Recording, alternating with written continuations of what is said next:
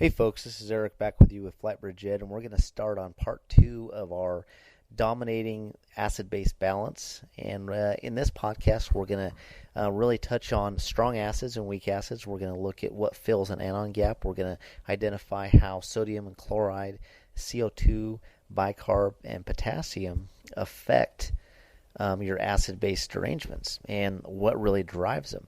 And so I think once you go through this podcast, you'll realize that there's a lot of things that we can look at on lab values that will really steer us in the right direction on what's causing this metabolic derangement. I know in the past, when I first learned acid-based formulas back in the early 90s, I'd say, I didn't understand. I understood how to look at it and how to diagnose what they were, but I didn't really understand even close to this level what was causing it, how to fix it, what truly played a role in affecting acid-base balance. So I think it's very important to understand that. So first, let's identify what is an anion gap. And obviously we can check what an anion gap is on a lab. We can calculate that. But what fills that anion gap? So we have lactate. Lactate is a huge player in this. Phosphate, and then ketones. Those three things fill an anion gap. All right. Remember, lactate is the byproduct of anaerobic metabolism. It's the first thing that number one cause of metabolic acidosis. And so when we talk about understanding ABGs and we understand why things happen, we specifically need to look at metabolic acidosis. All right. That's probably the most common thing that you're going to see. So how can we look at a blood gas? Or if you don't have a blood gas, how can you look at labs during transport, during your flight, that will steer you in the right direction of where they may be? So the first thing we need to look at is what are strong acids and what are weak acids. And the strong acids are sodium and chloride. Okay, those are strong acids. I didn't understand that. And so remember, sodium is a positively charged cation. Chloride is a negatively charged anion. And so opposites attract. They're always going to be attracted to each other because you have a positive and a negative. And then we have CO2. And remember, we have an abundance of CO2. We have mechanisms in place. We got the carbonic buffering system that constantly is converting CO2 to bicarb through that carbonic acid, and then it produces bicarbonate, and that's how we get rid of CO2. We get rid of it through our plasma. We get rid of it through our renal system. And then we have potassium. We have potassium. Obviously, a normal potassium range is 3.5 to 4.5, or in some books you might see 4 to 5. It just depends on what you read. Potassium is a very big player in acid-based derangements, and it fluctuates up and down based on metabolic acidosis. Okay, remember, we have potassium in our cell. And the reason why we have problems in metabolic acidosis, remember, in any acidosis we have an abundance of hydrogen ions, okay? Hydrogen ions are more dominant than potassium. So the hydrogen ions flood the cell, and there's not enough room for everybody. And so it pushes the potassium out of the cell into the bloodstream. So it's not that we have increased potassium in our body. It's the potassium's in the wrong spot. All right, so does this matter? Well, it does to a point. We don't want to treat hyperkalemia initially when we have a metabolic acidosis. We want to treat the metabolic acidosis. But what we want to do is we want to identify what's causing it, okay? And we want to really assess our patients. The heart does care. It will affect our heart negatively because it's not in the right spot. All right, and that's where you're going to do 12 leads. You're going to hopefully not see any bradyarrhythmias or acute hyperacute T waves, peak T waves, things like that. All right, so we just need to watch that closely. When you're talking about DKA, like I stated in podcast number 1 under this series, DKA patients, they have this profound amount of urine output. They become very dry, and because of that, because of the increased urine output, they become very hypokalemic. So DKA patients, even though they're in a metabolic acidosis, they become very hypokalemic. This is very critical. And so in these patients, we need to identify that very quickly. We need to look at the labs, and we need to be treating that, and we need to be giving them potassium with their fluid management, because we need to be giving them volumes and volumes of fluid, but we have to piggyback potassium on that. And we'll talk about that kind of in more depth in a little bit. So let's kind of get right down to the nuts and bolts of this. Let's look at a blood gas, and let's look at some lab values, and let's try to understand what all this means. All right, so we have a pH of 7.10. We have a PaCO2 of 60. We have a bicarb of 16. All right, so what does that mean? Well, we have an acidotic pH. We have an acidotic respiratory facet with our PaCO2, and we have an acidotic bicarb. Remember, our bicarb is low. Bicarb is a base. We have too much acid, and we have not enough base to counteract that. All right, and then we have what's called a base deficit, and our base deficit on this blood gas is negative 16. So what does that mean? Well, if it's negative, that means you have too many acids, okay? So you have too many acids, which matches our blood gas. We know we have too many acids, but we have to identify where those acids are coming from. This is what I love about this, understanding all this, is because, it's great to be able to look at a blood gas and say, yeah, this is a metabolic acidosis, but what does that all mean? Where's it coming from? What's causing it? How can we correct the problem? That's what we're in this business to do, is to fix our patients, or to attempt to start treating our patients in a way that's going to improve their clinical course. So what can we do? What can we look at? Well, what did I say before? Strong acids. Your strong acids are your sodium and your chloride. We get this lab on every single patient. We get a CO2 on every patient. We get potassiums on every patient, right? Those are all strong acids that play a big part in acid-base derangements.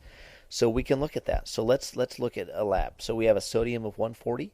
We got a chloride of 110. Remember from before, your sodium and your chloride are positive on your sodium and negative on your chloride as far as cations and anions. The opposites attract. They always correlate. You always want a correlation of about 38 points between them. All right. So if your sodium is 140, you ideally want your chloride about 102. Well, we just said your chloride was 110. Okay, so we have 8 too many chloride in this lab. All right, let's continue. We've got an albumin of 3.2. Remember, albumin is a weak acid, something that not a lot of people understand, that's a weak acid, and it does play a big role in acid-base derangement. Your potassium is 6.0. Okay, well, we have a metabolic acidosis, so we would consider this to be maybe a false high. We need to watch this. And we have a lactate level of 5. And remember, a lactate level is a direct indication of tissue perfusion. It's more of an indication of morbidity and mortality and kind of the clinical course, how bad the clinical course could become. But it's a byproduct of anaerobic metabolism. All right? But we've got to remember that lactate it's the biggest part of filling that anion gap. All right? All right, so we need to identify where we got 15, or I should say 16 too many acids on this patient, right? So if it's a negative 16, that means we have too many acids, 16 too many. If it was a positive number, that means we would have too many base, and that would be an alkalotic patient, and we would have to add acid to correct the problem. But in this patient, again, we have a negative number, so we need to account for 16 acid. All right, so how are we going to do that? Well, we have a sodium of 140. Is that normal, or is that incorrect? If you said that's normal, that's right. That's a normal it's a normal sodium level. Your chloride is 110. Is that normal? Is that low, or is that high? If you said high, that's correct. We should be at 102. We're at 110. All right. So why would that chloride be high? Well, remember with sepsis patients, we give them a lot of fluid. They get 5 to 10 liters of fluid a day. Remember the makeup of sodium chloride, normal saline. Normal saline's sodium level is 154. Our normal sodium level, again, is 140. What's our normal chloride level? It's 102. A chloride level in normal saline is 154. So it's 52 points higher than what our normal body composition of chloride should be. All right, so it's very easy when you're given massive amounts of normal saline for the patient to have an increased chloride level. Well, how does that affect our patients? Well, remember, chloride is an acid, so we're giving them a lot of acid, and what happens is it becomes a hyperchloremic metabolic acidosis. All right, so you're actually causing this acidosis by our treatments. So a lot of things we do causes problems with our patient care. We need to look at the whole thing. We need to account for every medication we give, for every fluid we give, the blood products, our ventilator management. Everything plays a role. Everything becomes intertwined, and we can really screw our patients up if we don't manage them appropriately. All right, so we have 8 too many acid. We have 8 above what we should. All right. So if we have 16 acid that we're trying to account for, we just found 8 right off the top. All right. So that fills 8 of the 16 of that base deficit. All right. So now we need to find 8 more somewhere. Next thing we're going to look at is albumin. Our albumin level, again, is 3.2. What is a normal albumin level? It's 4.2. And so there's a very easy equation that we can look at that we can correct for that. And it's called a corrected albumin. All right. So what you do is you take your normal albumin level, which is 4.2. You're going to subtract your patient's current albumin level of 3.2. And you're going to then times that number by 2.5. All right. So we got 4.2 minus 3.2 times 2.5. So 4.2 minus 3.2 is 1 times 2.5 is 2.5. All right. So we just found 2.5 more acid. All right. And we add that to our 8. So now we've accounted for 10.5 of that 16 acids. All right. Now, next we're going to look at our potassium. Our potassium is 6.0. What's our normal potassium level? Well, it's anywhere from 3.5 to 5, just depending on what you read. So let's just say for the purposes of this lecture that we're 1 point above where we should be. All right, so we'll take that 1 above where we should be. We should be at 5. We're at 6. We're going to add that to the 10.5, and now we've accounted for 11.5 acid out of that base deficit. All right, and then the next thing we're going to do is look at our lactate. Remember, lactate is a big part of filling that anion gap. Our normal lactate level is anywhere from 0 to 2.5. We're at a lactate level of 5. And so right there, just based on that, we can add another 2.5 to 3, just depending on what you want to say norm is. And just by adding the lactate, the potassium, the albumin, correcting for that, and looking at the chloride, we've accounted for about 15 of that negative 16 of that base deficit. Okay? The rest of it could be CO2. The rest of it could be because of the respiratory component of this. So right there, we've corrected. We can give the patient albumin. We can treat the metabolic acidosis and bring that potassium down. We can give them a different fluid, like maybe LR, and flush out some of that chloride, right, to bring that chloride level down. And if we treat the hypoxemia in this patient's shock state, then we hopefully can drive down that lactate. So you can see by looking at the sodium and the chloride, the albumin, the potassium, all those things play such a huge factor in understanding metabolic acidosis and metabolic derangements. It's very important to understand that. I find it very fascinating. I think it's pretty neat to do all these calculations. You can do these in your head very quickly, and I love it. So how does this all affect our patient care? Well, what if you don't have a blood gas? What if you don't have those things? Again, there's other ways you can calculate an anion gap. And, we don't need a blood gas to always tell us if we're in metabolic acidosis. You can do a really simple calculation, all right? And what you want to do is, again, look at those strong acids. So you're going to get your labs, you're going to look at your sodium, you're going to look at your chloride, and you're going to look at your bicarb. And you're going to minus all of those, all right? You can either do this with your potassium, because remember, potassium is an acid, or you can do this without. And there's a correction, or I should say there's a normal range if you do it with potassium or without potassium. So we'll talk about both. So a normal anion gap without potassium factored into it is anywhere from 8 to 16. All right. A normal anion gap with potassium factored into it is 10 to 20. You don't necessarily need to factor potassium into it. It's very reliable if either way. But if you're OCD and anal about things, you can definitely factor that in. It's very simple. All you're going to do is you're going to minus your sodium from your chloride from your bicarb, and you're going to get a number. So let's do that with this patient. You have a sodium of 140. You minus your 110 for your chloride is going to be a 30. And then you're going to minus your bicarb, which is 16, which is going to give you 14. All right. Then if you factor in right there 14, a normal range without the potassium is 8 to 16. So is this accurate? Well, it'd probably be a little bit more accurate if you factored in the potassium. We have a potassium level, so why not factor that in? Because based on this anion gap, based on just the strong acids, you're in normal range of a normal anion gap. But we know based on because we do have a blood gas. We saw the blood gas prior to this, that he's in metabolic acidosis. So if you factor in the potassium, basically at this point you're just going to add the potassium onto it. So you come out, you've minus your sodium, your chloride from your bicarb, and you come out with 14. We know at this point that your potassium is 6, and so that's going to bring the number up to 20. And we know that a normal anion gap with potassium factor in is 10 to 20. So you're on the high end of normal, and you could easily identify that, yeah, this patient is in a metabolic acidosis or and so it's not going to be as exact science. It's not going to be as perfect as looking at a blood gas and accounting for a base deficit and things like that, but it'll kind of give you an idea of what's going on. So that's kind of a few little tricks how to do that. All right, so how does this all affect our patient care? Well, again, remember, we can correct for things like this. If you talk about a base deficit like this, what can we do to correct the problems, right? Well, we need to account for the different acids. We need to look at the SID, which is the sodium versus chloride. We need to calculate the potassium in it. We need to correct for the albumin, and we need to try to account for as many acids as possible. All right.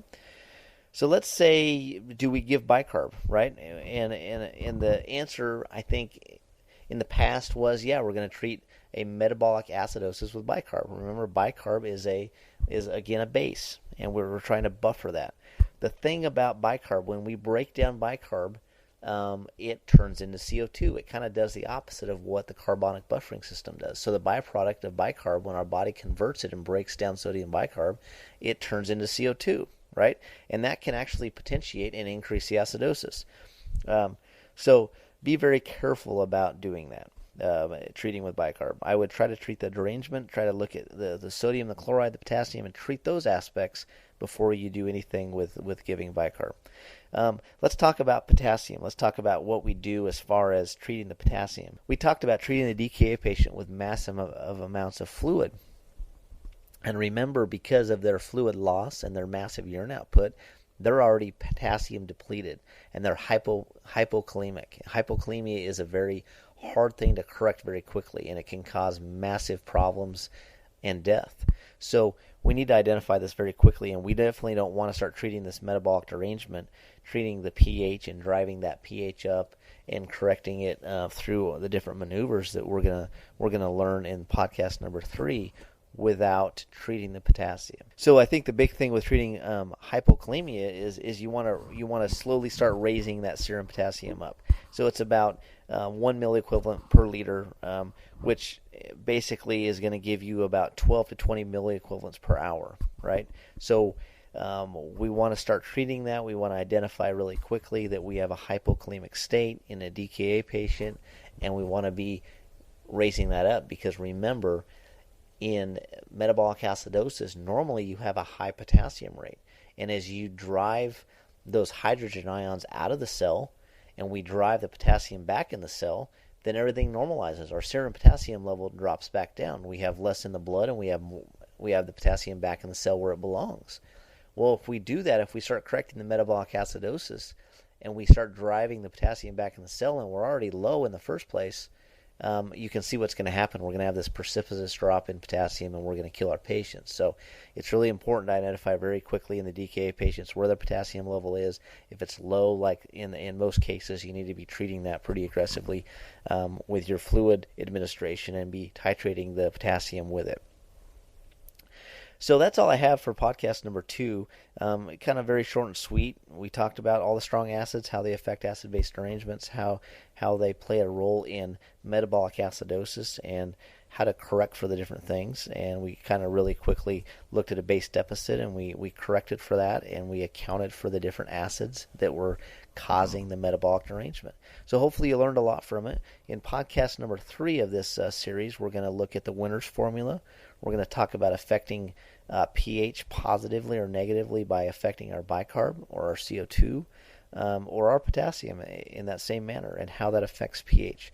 So we look forward to hearing from you. Any comments, remember Eric at FlightBridgeED.com. You can reach us on Facebook or Twitter. Be looking for new postings, and we look forward to meeting you. Thank you.